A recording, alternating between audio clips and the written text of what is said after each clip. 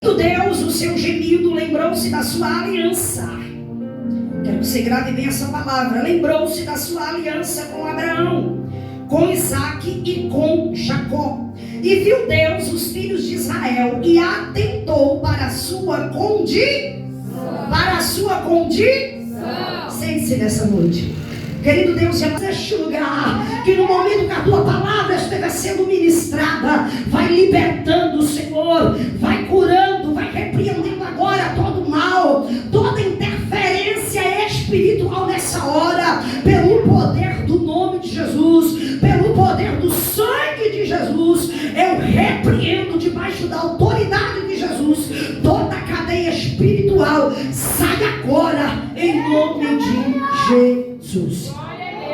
Olha para o seu irmão que está ao seu lado. Você já vai dizer assim, já vai começar. Não, talvez você entrou aqui nessa noite e você nem cumprimentou esse irmão que está aí do seu lado. Talvez você chegou, sentou no banco porque você veio correndo e você não deu nenhum oi para ele. A paz, olá. Então agora esse é o momento. Diga assim para ele: primeiro, Deus vai te apresentar o propósito, para depois ele te apresentar o processo. Glória a Deus. Vamos lá. O texto da palavra do Senhor que lemos no livro do Êxodo, no capítulo 2, e a partir do versículo 24. O livro do Êxodo, ele é um livro que ele significa a saída. Mas ele se inicia, ou melhor, com a entrada. Ele significa a saída, mas ele se inicia com uma entrada.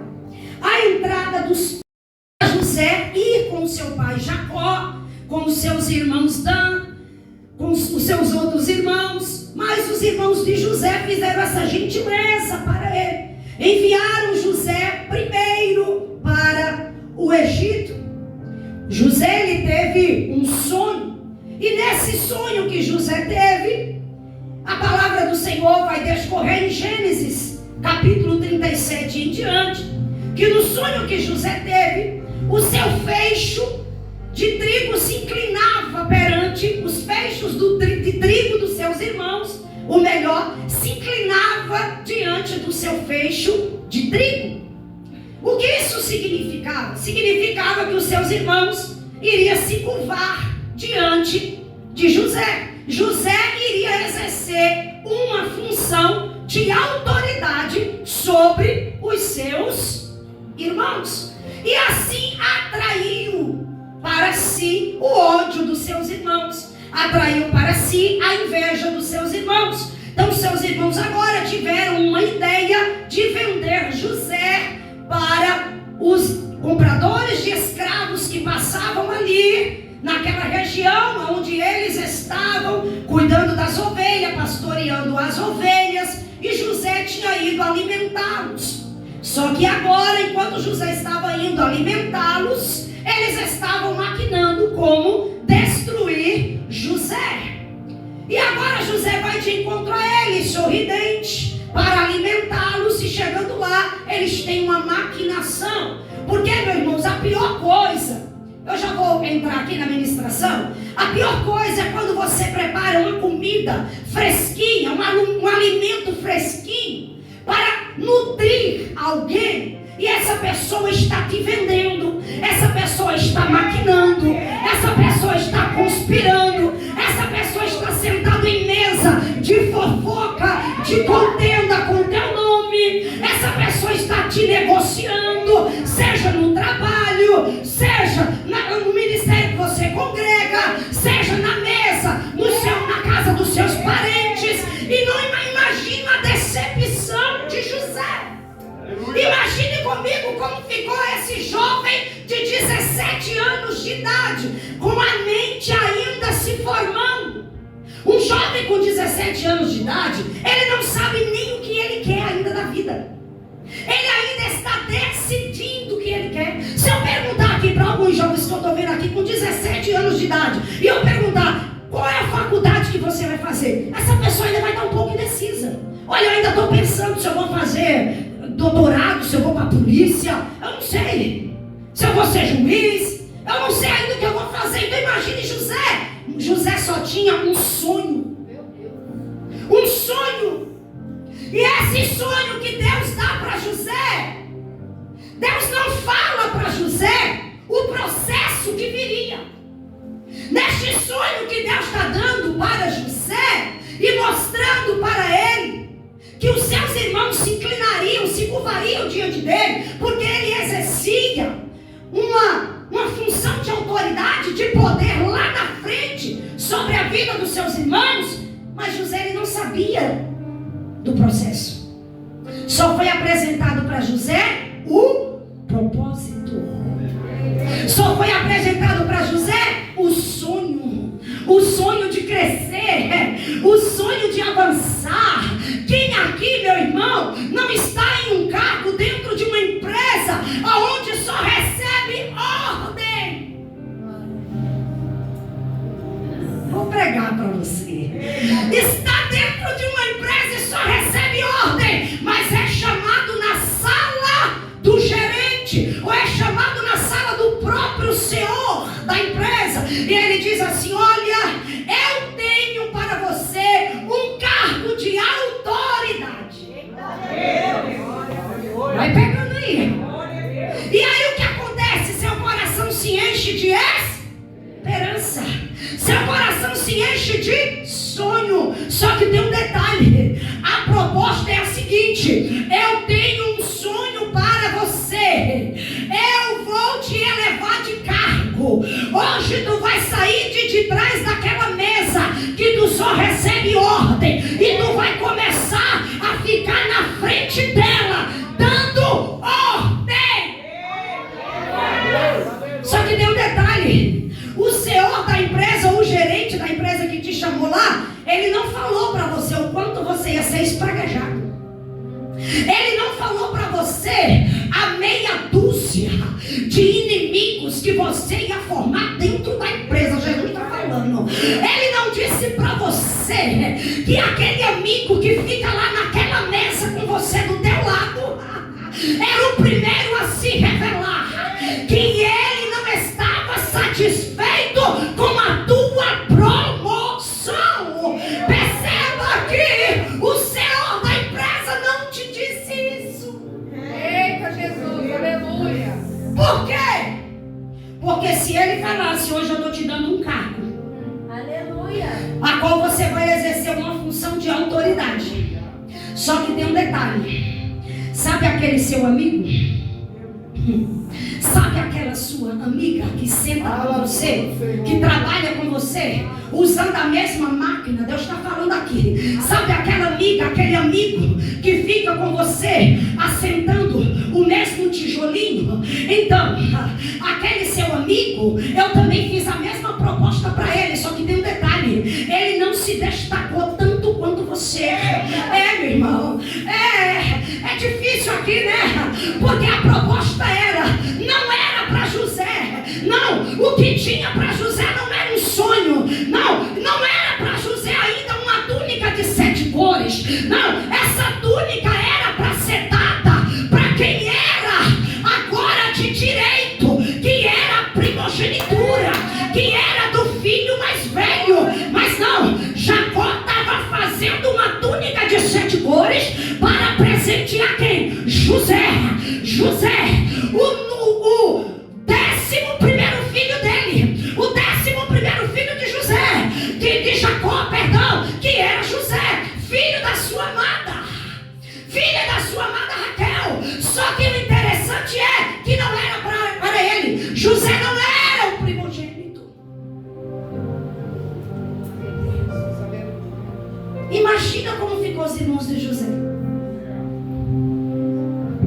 Imagina como ficou os irmãos de José quando viu Jacó trabalhando, já avançado de idade, fazendo uma túnica, mandando preparar uma túnica, trabalhando ali numa túnica de 7 cores para presentear o seu filho. Uma túnica que não seria para ele, mas seria para Rubens, o primogênito. Por quê? Porque era princípio. responsabilidade de tudo.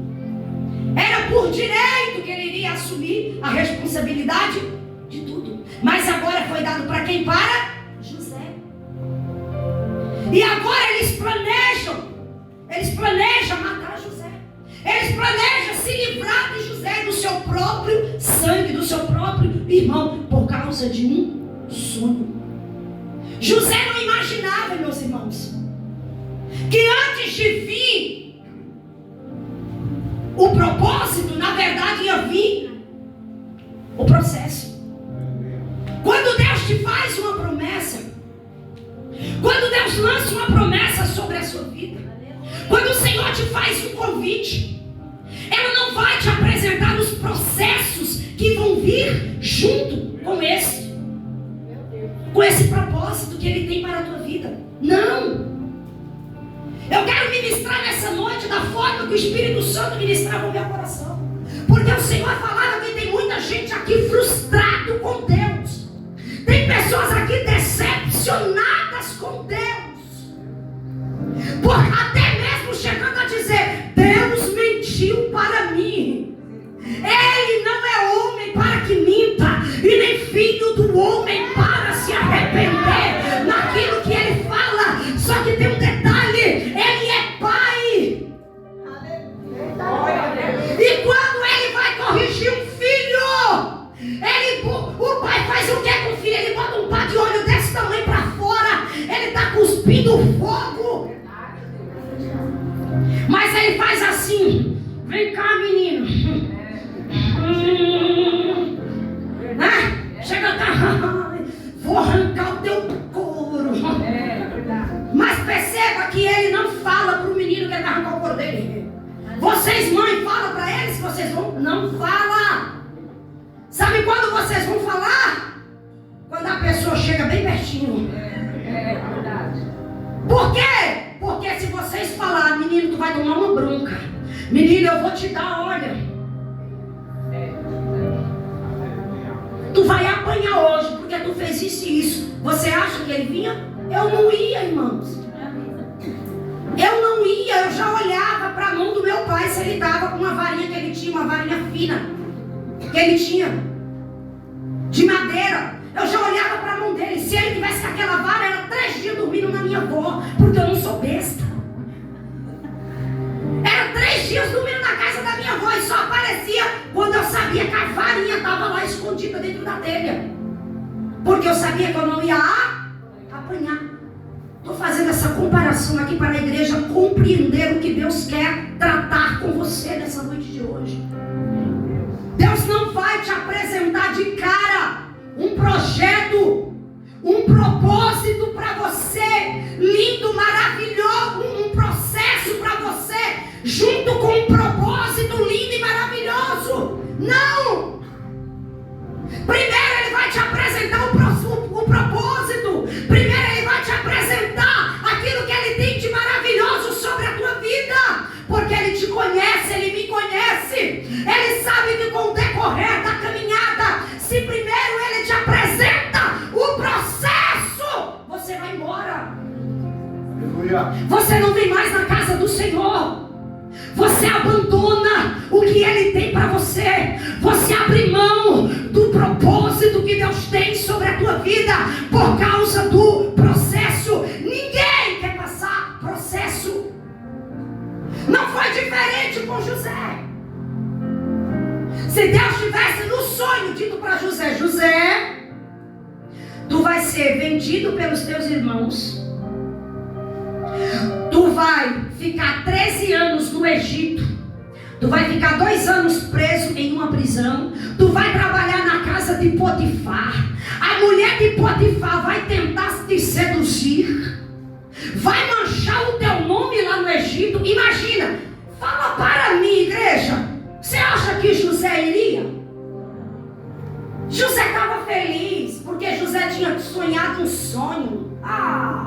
E estava contando para todo mundo. Quem não vai querer contar as maravilhas que Deus tem? Quem está não sei quantos anos, miliano, orando por uma bênção, por uma vitória, vai querer ficar escondendo, irmãos? Vai postar em redes sociais. Quem está esperando por uma promoção há anos,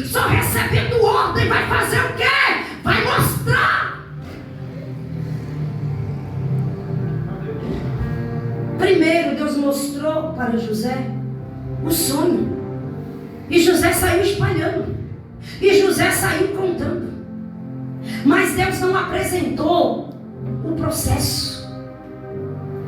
E o processo de José se inicia assim: sentado na mesa, com os 12 irmãos, e o pai lá na cabeça da mesa, olhando para os 12 irmãos, e José sentado. Olha a cena, conjunture comigo a cena: José sentado nesta mesa, contando o sonho para os irmãos e para o seu pai. Sabe quem foi o primeiro a desacreditar no sonho de José? O seu pai. Ou seja, quando o seu pai grita e diz para José: que sonho foi este, José, que tu tiveste, que tu sonhaste? O que é isso, José? Tu quer dizer que tu vai mandar nos teus irmãos? Tu vai mandar até em mim? Foi assim que Jacó falou. Não, imagina, José. Para com esse sonho. Ou seja, cortou a voz de José no meio do sonho. No momento em que José estava relatando o sonho, foi exatamente nesse momento que Jacó corta a voz de José. Quantas vezes você já foi cortado? Quantas vezes já te cortaram? Quantas vezes já te podaram? Já cortaram a sua fala porque você tem um sonho, porque você tem uma proposta boa? Quantas vezes já te podaram? Já tentaram te parar, colocar uma mordaça na tua boca, só porque você está sonhando alto, só porque você tem um propósito no teu coração, que não é teu, mas foi Deus que colocou dentro de você. Quantas vezes Deus não falou para José: José, tu vai ser vendido a partir daqui? Primeiro, tu já está sendo cortado aqui. Tua voz aqui já está sendo cancelada nessa mesa. Agora te prepara, porque tem uma cisterna que tu vai ficar 3 dias lá dentro, para ver se tu vai morrer. Mas dentro dessa cisterna eu vou te dar resiliência. Eu vou te dar resiliência. E te digo mais, José: dentro dessa cisterna tem escorpião. Dentro dessa cisterna, desse poço, tem cobra, tem serpente. Mas eu te digo, José, fui eu que te dei o sonho. Eu tiro o veneno do escorpião e piso na cabeça da serpente. Não fica, meu irmão, não fica veneno de escorpião para te picar. Nessa noite, Deus está dizendo: eu estou expelindo, eu estou fazendo o escorpião vomitar o veneno para fora, pelas suas narinas, pela sua boca. Mas esse veneno, diz o Senhor, não vai te matar, não vai te matar, não vai te matar. E ainda te digo mais: ainda que tu tome veneno mortífero, não te causará danos algum, porque o sangue do Cordeiro, o sangue do Cordeiro paralisa todo o efeito do veneno da serpente, que tipifica o próprio diabo.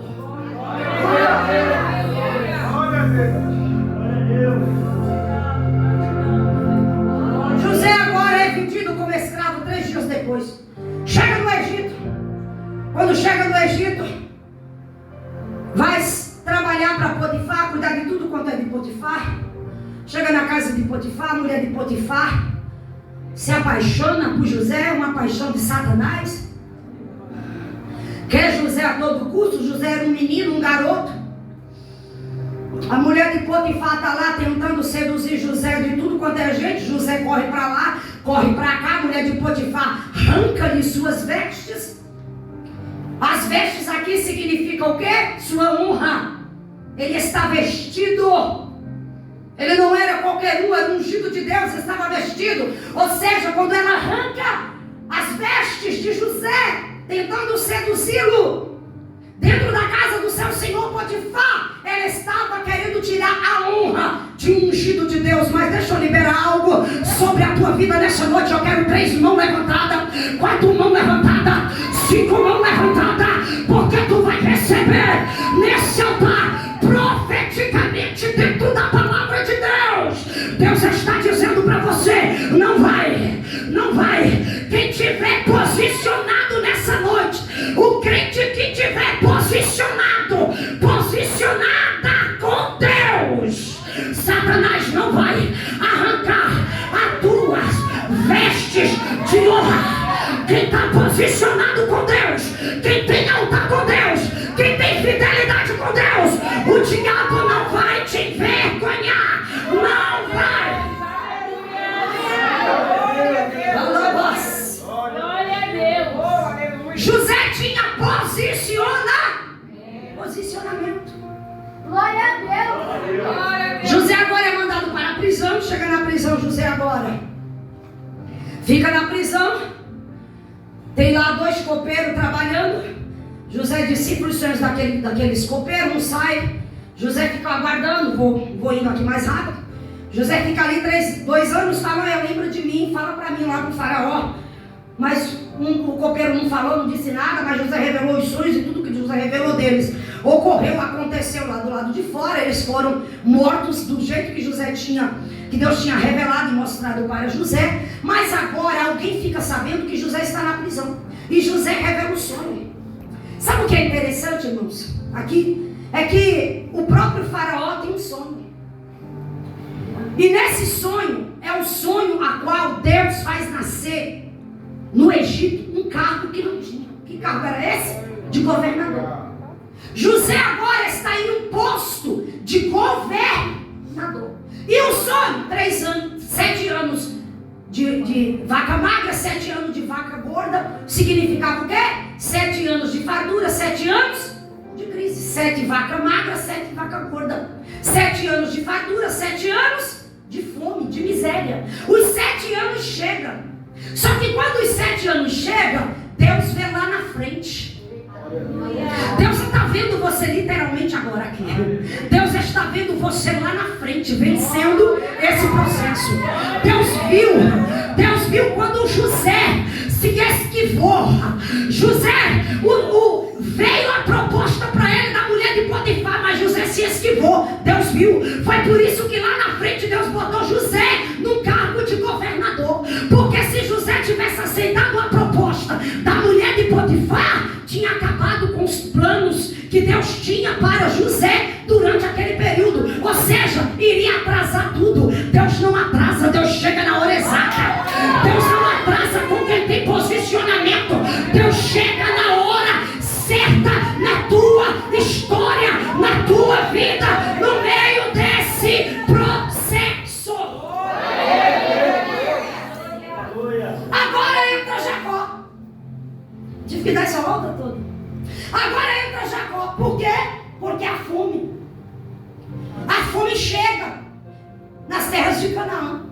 Agora Jacó deixa as terras de Canaã e parte com os seus outros filhos. Para onde? Para onde tinha comida. E onde tinha comida? No Egito. Por quê? Porque tinha um governo no Egito, que mesmo o Egito sendo terra estranha, estrangeira, mesmo o Egito sendo uma terra de idolatria, quem estava governando sobre o Egito não era Faraó. Quem estava governando sobre o Egito era Deus. Eu não sei qual é o Egito que você está, e você pode estar dizendo assim: eu vejo o diabo governando aqui. Não, quem está governando é Deus. Sabe por quê? Levanta a tua mão, pergunta para mim, missionária, por quê? Porque você está lá. Você está lá. Deus está governando lá porque você está lá. Não. Aquela empresa missionária, você não sabe. O meu patrão faz mandinga. Aquela empresa você não sabe. Ele faz umas tramóia. Aquela empresa que eu trabalho você não sabe, missionária. Eu vejo até bugiganga, tem altares lá. Deus está dizendo: não te preocupa não. Quem está governando lá sou eu. Porque a minha mão está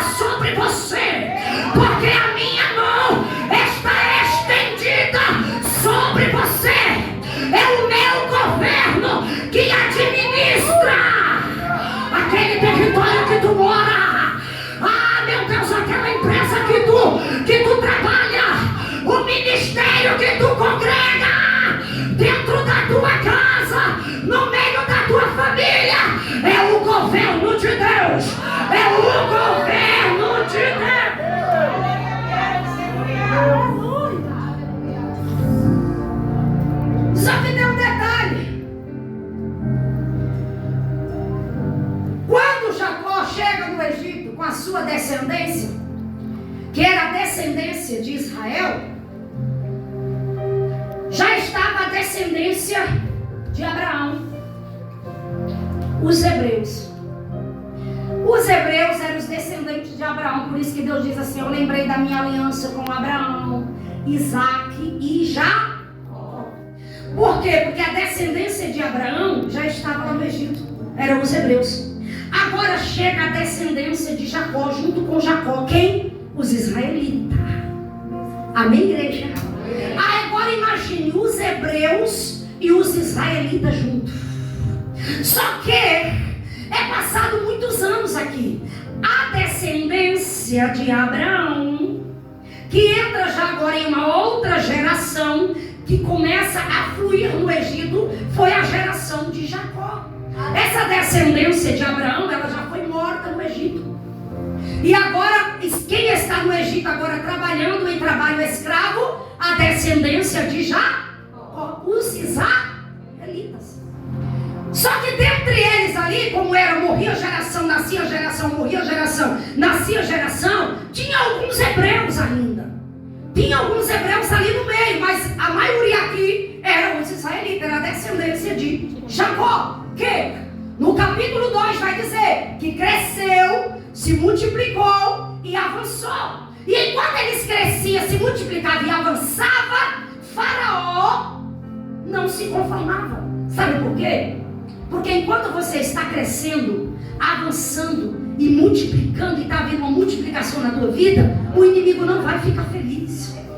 Ele vai fazer de tudo para tentar parar. Então agora Faraó lança o quê? Um decreto de morte para acabar com esse povo. Mas só que esse povo aqui tinha uma promessa. Esse povo aqui estava no memorial de Deus. Repita comigo: eu estou no memorial de Deus. Diga: e não adianta ninguém tentar apagar a minha história. Diga: porque eu tenho memórias em Deus. Glória a Deus. Aleluia. Então eles estavam no memorial de Deus. Eles estavam na memória de Deus. Então Deus vem e diz assim: eu ouvi o gemido do meu povo e lembrei-me da aliança. Aleluia. Deus estava dizendo: não se preocupa, ó Israel, eu estou chegando. Eu estava aqui passeando no jardim, dentro do Éden, só dando uma conferida, porque Adão já era, Eva também, botei para fora. Mas eu estava passeando aqui, aí eu olhei para a terra. Eu estou conjecturando, amém? Pensamento meu. Eu estou olhando para a terra. E eu estou olhando para a terra aqui, e eu estou me lembrando que eu tenho um bichinho de Jacó lá no Egito. Aleluia. Quase morto como escravos.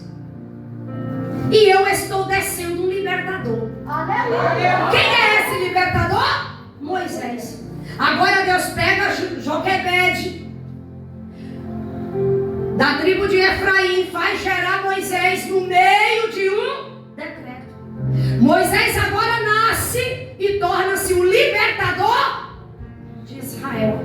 Moisés agora vai para o palácio, porque ele fica 3 meses lá mudinho, calado, sem conseguir chorar.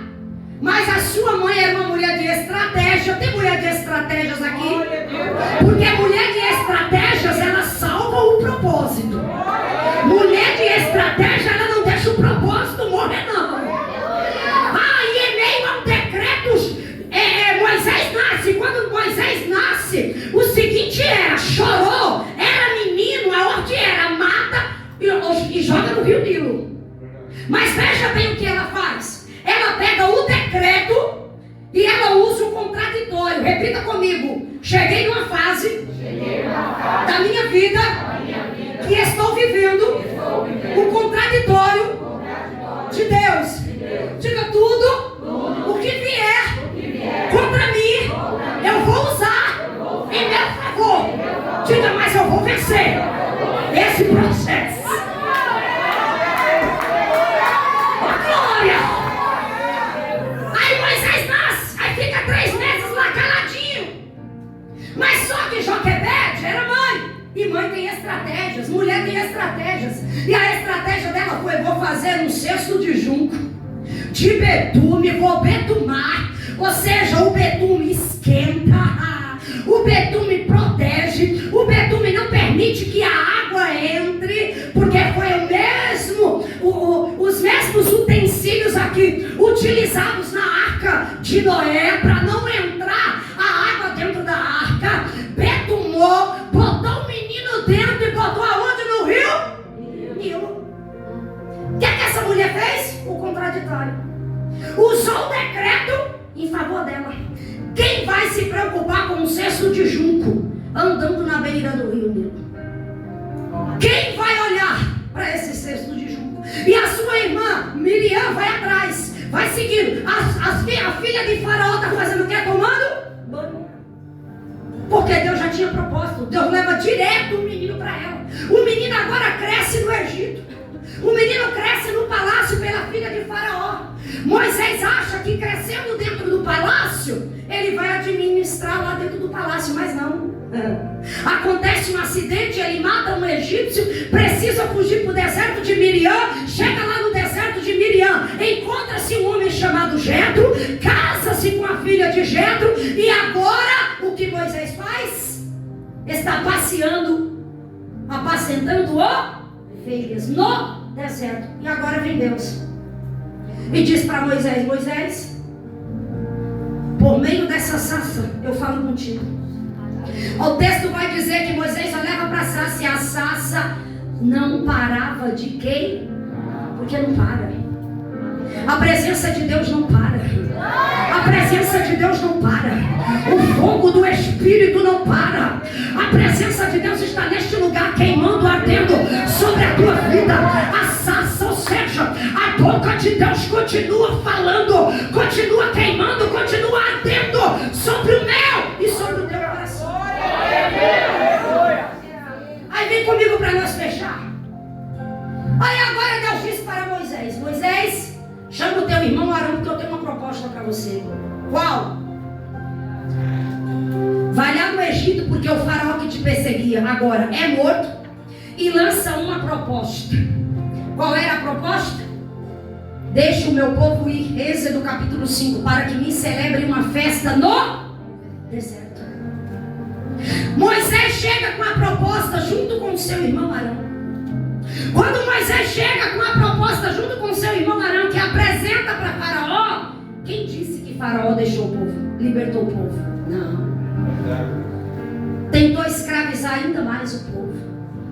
Tentou dobrar o trabalho escravo mais ainda para o povo. Só que o povo estava debaixo de um lembrete de Deus. O povo estava no memorial de Deus.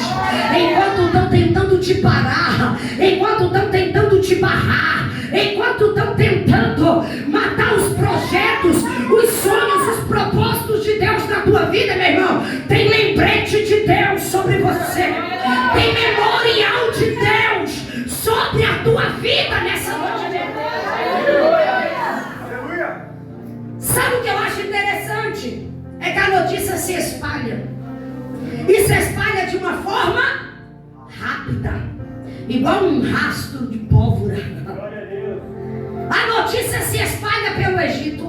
É o seguinte: Moisés voltou para o Egito, voltou com o seu irmão Arão, e tem uma proposta para os hebreus, para os israelitas. Qual é a proposta? O Deus deles vai tirar eles daqui do Egito, desta situação que eles estão, e vai levar eles para uma terra que mana leite e mel. Imagine você num trabalho escravo, você numa condição financeira difícil, morando de aluguel, e a proposta que vem para você é: tem uma casa própria para entregar nas tuas mãos. Imagine a proposta que chega para você: vou mudar toda essa situação. O Egito se agitou. O movimento foi grande no Egito. Começou o movimento, irmã. Começou o burburinho. A notícia começou a se espalhar e chegou nos ouvidos de quem não tinha nada a ver com a notícia.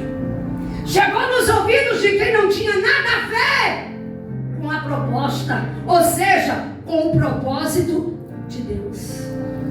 Chegou nos ouvidos de alguns imigrantes, vamos colocar ali, que imigravam no Egito também, que estavam ali no Egito por causa da fome. E este povo decidiram fazer o quê? Desarmar suas tendas, abandonar suas casinhas, pegar seu ouro, suas pratas e se enfinhar, ou seja, se introduzir no meio dos israelitas, que quando estavam saindo do Egito para a terra da promessa, esse povo estava lá infiltrado, pessoas que não tinham nada a ver com o propósito. Deixa eu explicar aqui para você melhor, ou melhor, deixa eu trazer para mim, para você. Quando está lá no Egito, na dificuldade, quando está lá no Egito, no processo, quando está lá no Egito sendo apontado, acusado, ninguém quer andar do teu lado. Já percebeu? Quando estão te difamando, caluniando, assassinando a tua reputação, ninguém quer andar do teu lado. Mas perceba que veio uma notícia que Deus vai mudar a tua história. Perceba quando a notícia chega que as coisas vão mudar para você. O que acontece? Todo mundo enche suas malinhas. Faz o quê? Tamo junto. Ó, estavam escravizando os hebreus, estavam escravizando os israelitas, mas quando a notícia chegou para eles que Deus tinha se lembrado do seu povo, que aquele era o seu povo, que Deus tinha se lembrado da aliança e estava resgatando o povo do Egito, aqueles mesmo que estavam escravizando o Egito, os hebreus, os israelitas no Egito começaram a fazer o quê? A se juntar com eles. Por causa da proposta de Deus, por causa do propósito de Deus. Aí agora vamos lá. Sai do Egito. Moisés na frente, com um cajado na mão, conduzindo o povo. Mas Deus falou que no caminho até a terra prometida ia faltar comida? Não. Deus falou que no caminho, um caminho que eles iam percorrer, chegando próximo de Refidim, não tinha água doce, só era água saloba, salgada, não dava para beber? Não, Deus não notificou nada disso.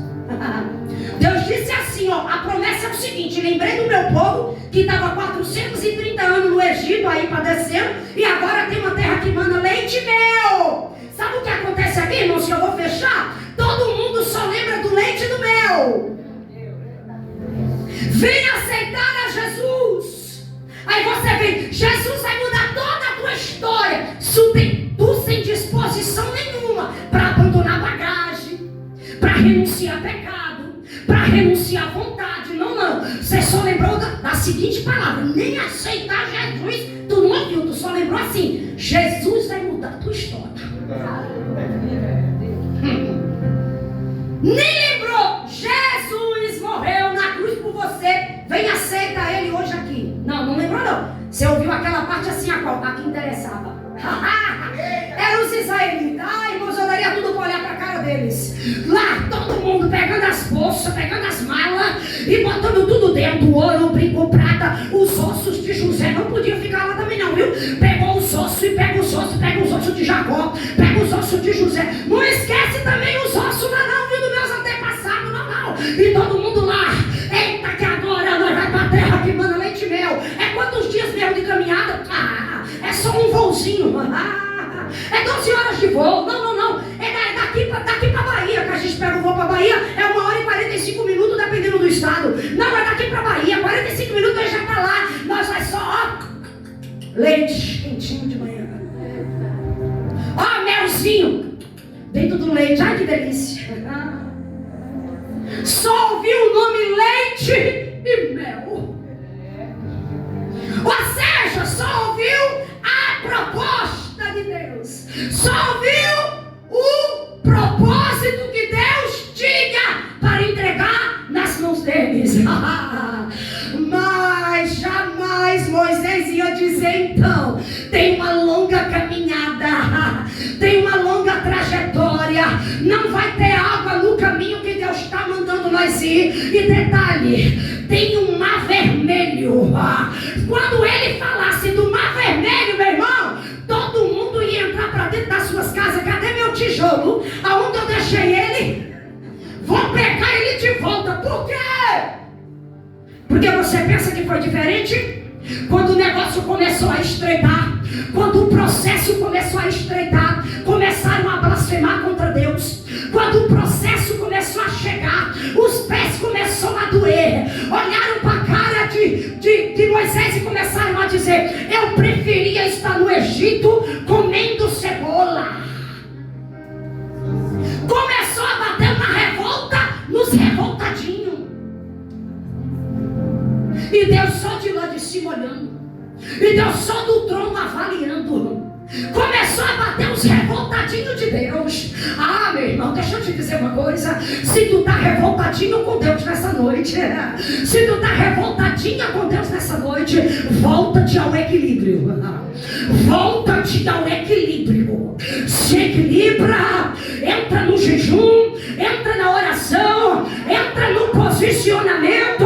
Porque deixa eu te dizer uma coisa, Deus não está nem aí para sua revoltinha. Ele vai continuar sendo Deus, vai continuar exercendo o governo dele.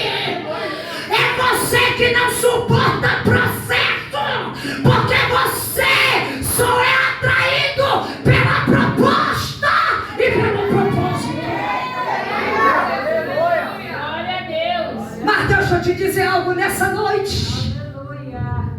É o processo que vai te alinhar ao propósito que Deus tem na sua vida. É o processo que vai te alinhar àquilo que Deus tem estabelecido para chegar na tua vida nessa noite de hoje. Começaram a murmurar e dizer: Moisés, deixa que nós vamos, nós volta para trás. Porque tu tirou nós do Egito para morrer aqui nesse deserto. E Moisés doido para meter o cajado na cabeça de cada um, mas se controlando, se equilibrando. Tem hora, meu irmão, que é desse jeito. A gente quer pegar o cajado, mas a gente lembra que a gente tem equilíbrio. Aí a gente vai para trás e vai para frente. Ah, meu Deus do céu. E se enverga, mas não quebra. Morde a língua, mas não fala o que quer falar. E Deus está lá dando equilíbrio para Moisés. E os revoltadinhos falando. Mas quando chega diante do mar, Deus só tem uma palavra de autoridade: Moisés, levanta esse cajado. Ah, deixa eu dizer para você que quem abriu o mar não foi Moisés com o cajado. Quem abriu o mar foi Deus.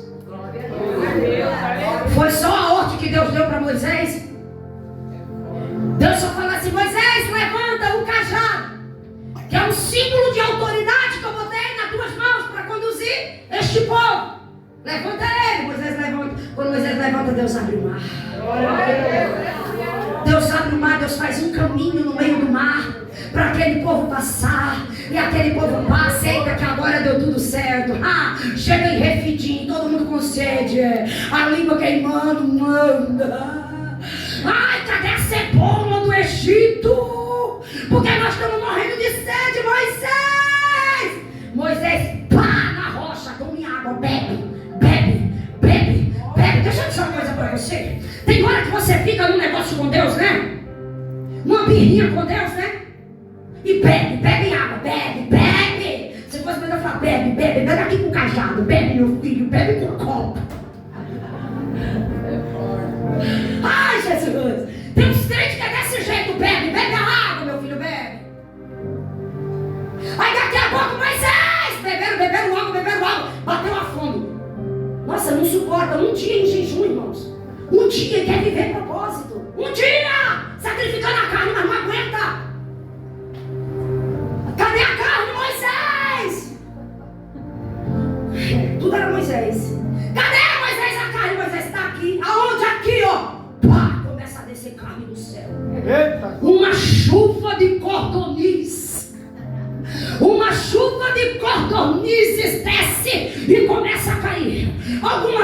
traduções chamam de rolinhas de passarinho. E desce rolinha, e desce cordonizes. E desce, desce, desce, desce. Aí Deus fala assim: olha, esse povo deixa comer até assim quanto farto.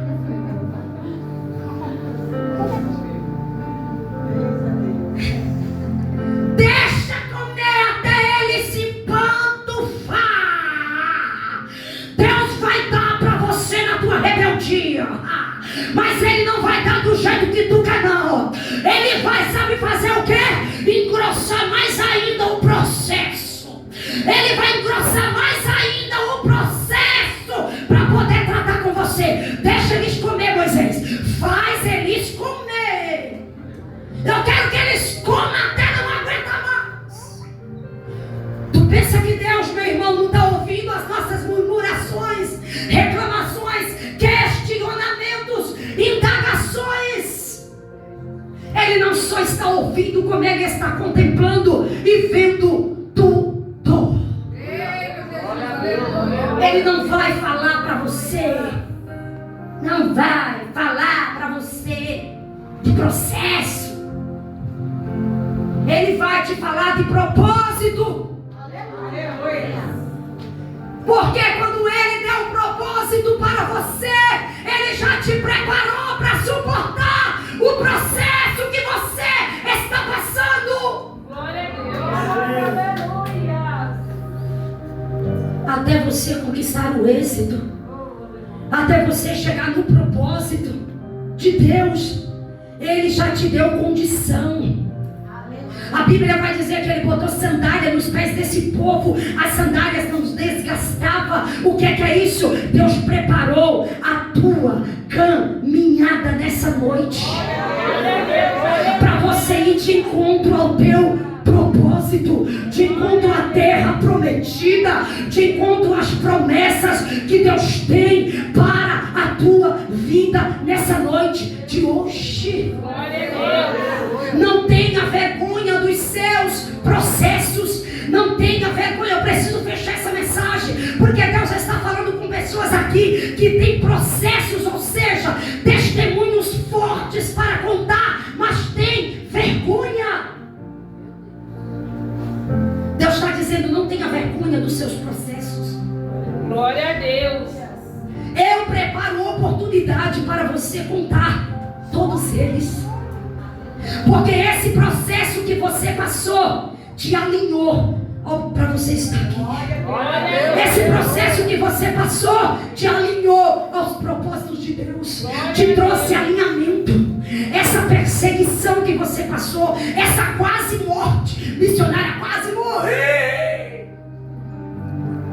mas ressuscitei igual Lázaro. Olha que coisa linda. Tem gente que tem vergonha, sabe por quê? Porque quando eu quase morri, mas quando chega perto de... Eu estava lá num lugar que não era para mim estar. Eu estava fazendo o que não era para mim fazer. Aí quando chega essa parte, a pessoa corta a cruz. Lindo isso, né? O que é isso? Se envergonha. Se envergonha do processo que Deus deu para te alinhar ao propósito.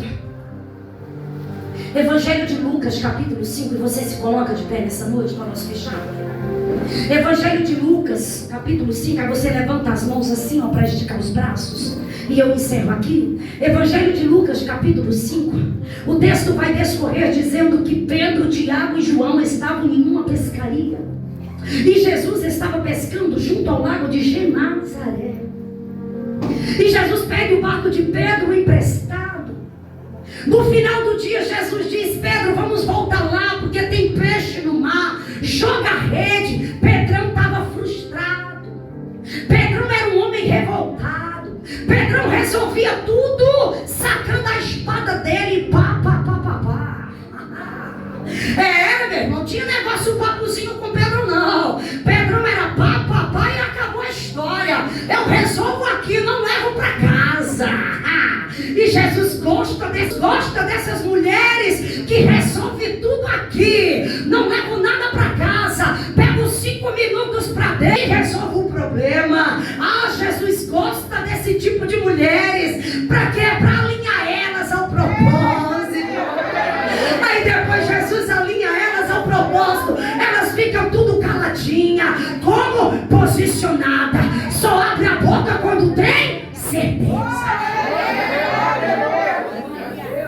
Aí Jesus pega logo o barco de Pedro. No final do dia, Jesus vai para o mar e diz: Pedro, joga lá o barco, joga lá a rede no mar. Pedro joga a rede no mar, a rede vem cheia de peixe. Glória a Deus. A rede vem lotada de peixe. O barco quase vai a pique. Era uma cooperativa que estava naufragando, mas quando Jesus chega, a coisa muda. Deus está trabalhando em vida de crente aqui nessa noite. Deus está trabalhando em vida de crente aqui. Quem tem aqui empresas, quem tem negócios, Deus está trabalhando na tua empresa, na tua cooperativa nessa noite de hoje. Vai lá, passada. Deus está visitando necessidades aqui hoje. Jesus está indo de encontro ao teu barco. O teu barco não vai sair daqui da forma que ele chegou neste lugar. Não vai. Só que tem um detalhe: o barco está cheio. Ou seja, a crise de Pedro foi resolvida. A crise de Tiago, de João foi resolvida. Aí agora Jesus lança uma proposta. Porque ele tem um propósito na vida daquele que faz pá. Ele tem um propósito na vida daquele que saca a espada. Ele tem um propósito. Ele tem um propósito, não está perdido não. Ele tem um propósito. Ele tem um propósito na sua vida nessa noite de hoje. Ele tem um propósito. Pessoas chegaram para você e disseram: não vai acontecer. O Senhor está dizendo: vai. Eu tenho um propósito, filha, na tua história vai acontecer. Deus diz: eu tenho planos na tua vida que vão serem concretizados. Dá um abraço nela ali, irmã, nessa irmã aí de trás. Dê um abraço nela, porque Deus está falando com ela. Glória a Deus. Aleluia. Deus tem propósito. Esse abraço é de Jesus, filha, na tua vida. O Senhor diz: eu te trouxe aqui e eu tenho propósitos. Tem um processo estendido que tu está passando, mas o Senhor diz: o meu propósito é maior. Glória a Deus. E está de pé. Jesus diz: agora é o seguinte, eu tenho uma proposta para vocês. Estão dispostos? O barco cheio de peixe, ou seja, a crise estava resolvida. E agora a proposta é: pega a rede, porque vocês vão serem pescadores de homens. Pega a rede, porque eu estou levantando discípulos aqui. Aleluia. Pega a rede. João já pegou a rede dele, já largou o barco cheio de peixe. Ah, meu Deus do céu, Tiago fez a mesma coisa, Pedro fez a mesma coisa, seguiram Jesus. A proposta era: olha a animação, vamos seguir ele, é o mestre, ele estava ensinando, e vamos andando e assobiando. Quem mandou largar a rede? Quem mandou você parar? Volte para o mar. Olha Pedro andando, olha João andando do lado de Jesus. E o propósito é pescadores de homens. E o propósito é se tornar discípulo. E o propósito é se tornar apóstolo. E o propósito é se tornar pastor. Só que tem um detalhe: Jesus não revelou o processo. E o processo é ser morto. E o processo é ser caçado. E o processo é ser perseguido. E o processo é ser torturado. E o processo é abandonar o pecado. E o processo é rejeitar as vontades da carne. E o processo é ser alinhado ao propósito da cruz. Ao propósito da cruz. Glória a Deus.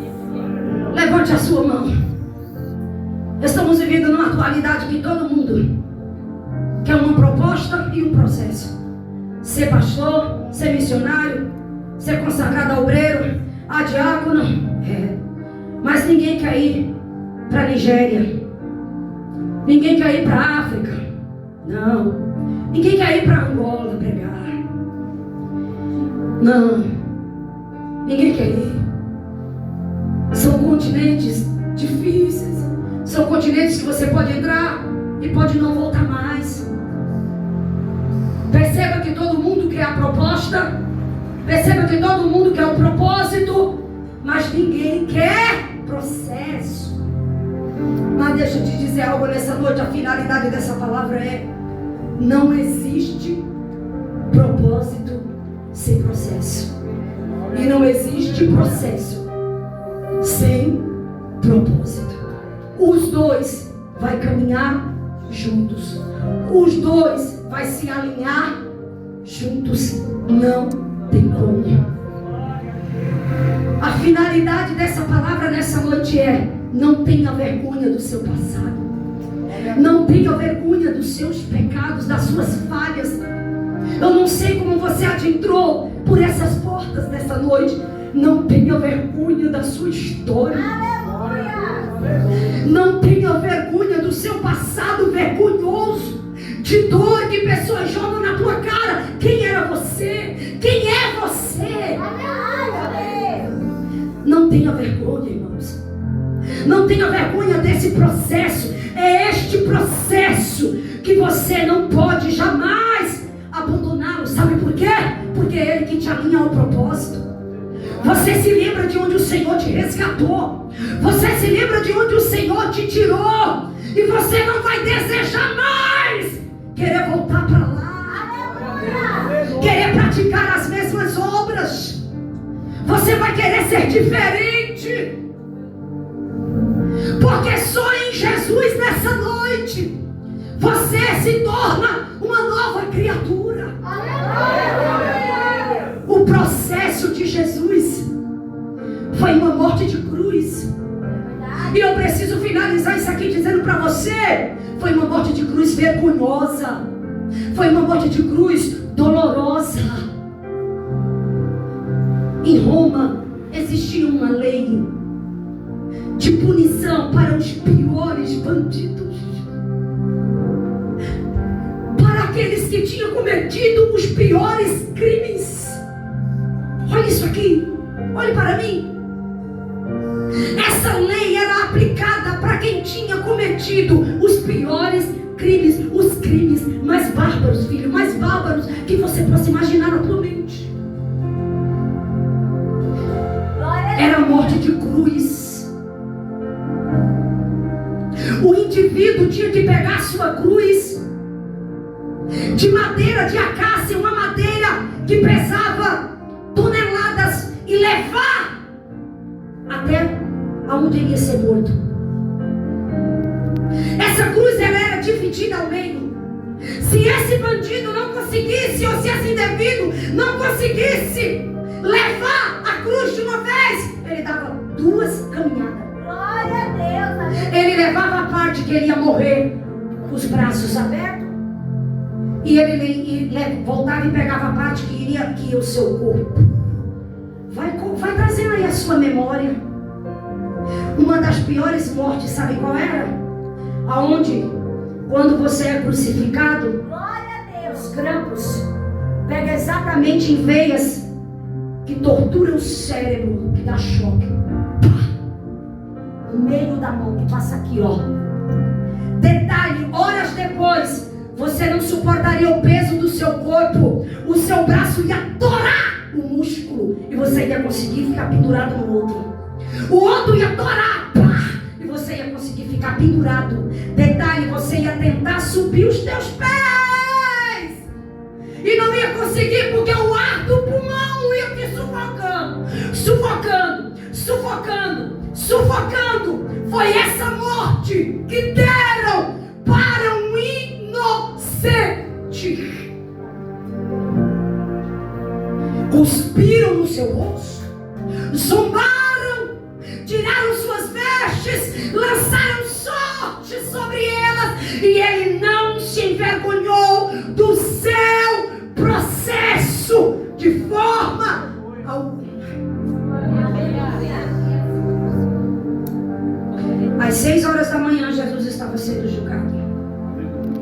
de Pôncio Pilatos. Ao meio-dia, Jesus estava morrendo. Ele estava sendo crucificado sobre uma cruz.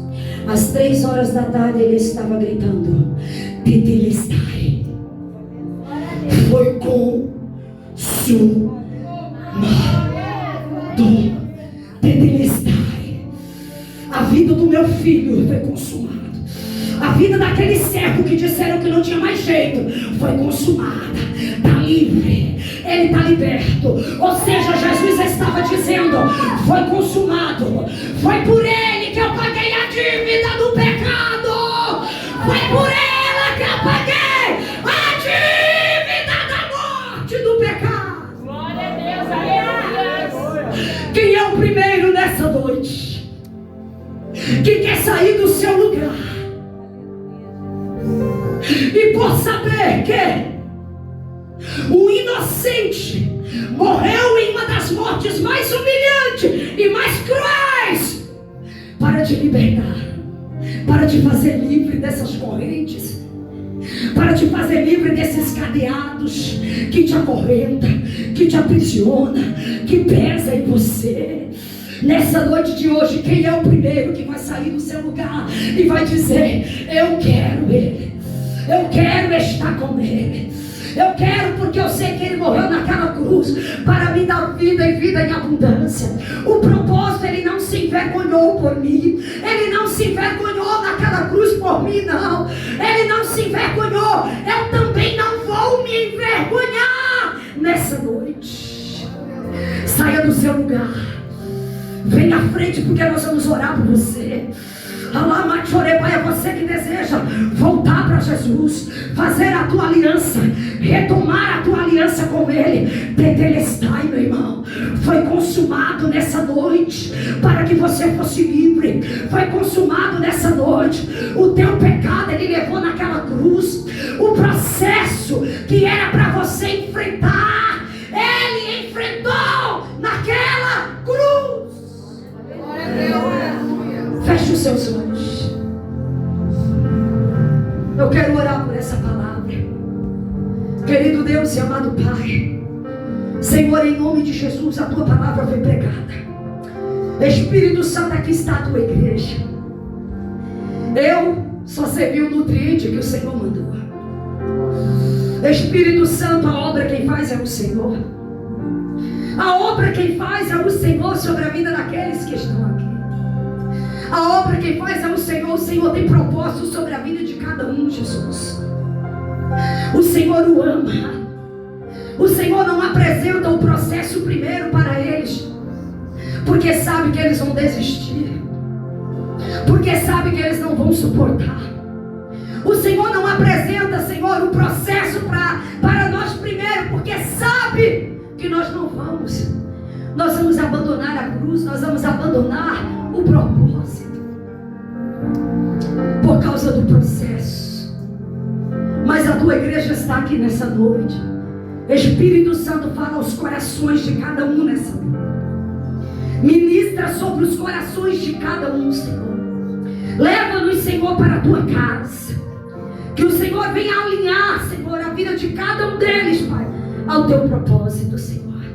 Espírito Santo de Deus, esta é a tua palavra nessa noite.